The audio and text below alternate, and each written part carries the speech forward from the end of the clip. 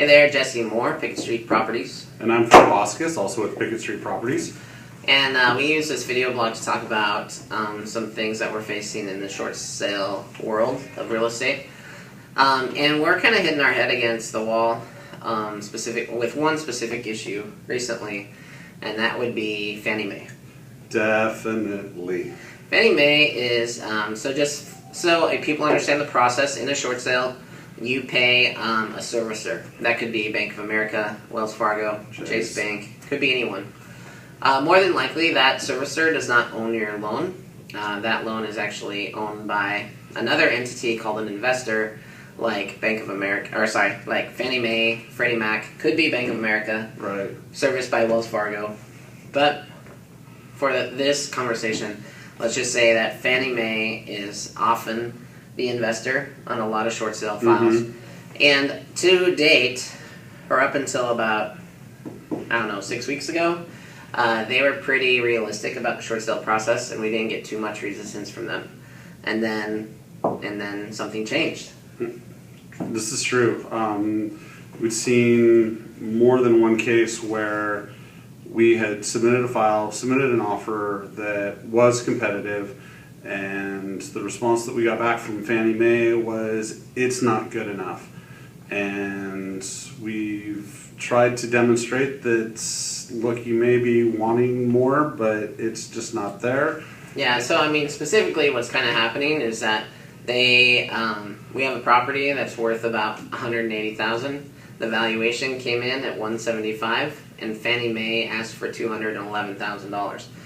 Even though there's no basis for that, no value basis for that, no way to justify that $211,000 price tag in our current market. And so essentially forcing the seller into foreclosure. Right. We have a couple other files where we're fighting the same battle.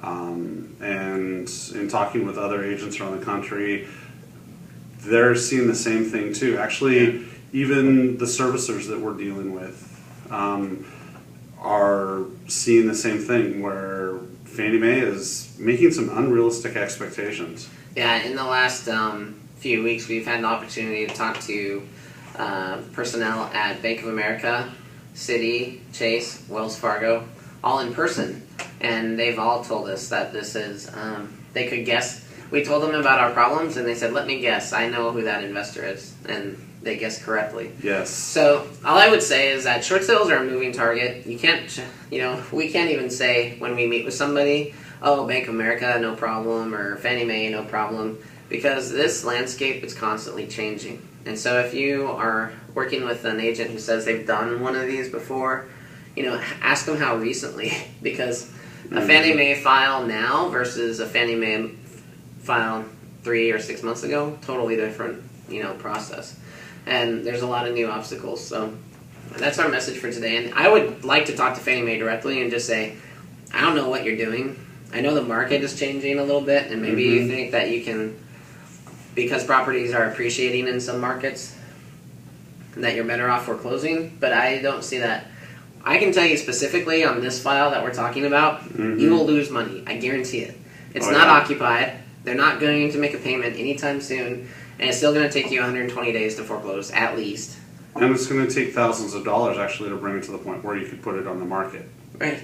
The value right now, it's a rehab sale only, like rehab or cash, and so it's just amazing to me. So I have an idea where this is coming from Fannie Mae. I've talked to this person before, and I hope they see their way through this. I hope they take a close look at how many files they're declining and why. Just simply look at the valuations, and then look at the counters you're making. And you have to see that there's a huge discrepancy there that doesn't make any sense whatsoever.